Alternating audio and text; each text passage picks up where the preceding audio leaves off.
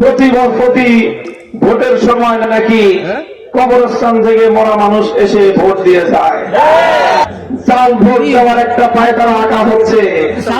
আমাদের কাছে সংবাদ আছে, বিভিন্ন এলাকায় ঘুরে ঘুরে কিছু মানুষ কারা মারা গেছে তালিকা করতেছে, কারা বিদেশে আছে তালিকা করতেছে, কারা স্থানে এলাকার ভোটার অন্য জায়গায় থাকে তালিকা করছে। তারা তাদের উদ্দেশ্য প্রতি ভোটের সময় নাকি কবরস্থান থেকে মরা মানুষ এসে ভোট দিয়ে যায়।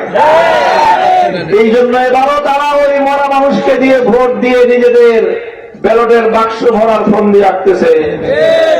তাই আপনারা প্রতিটি নির্বাচনী কেন্দ্রের কাছে জনপ্রাচীর রাখবেন, যেন কবরস্থান থেকে কোনো মুদ্রা এসে ভোট দিতে না পারে।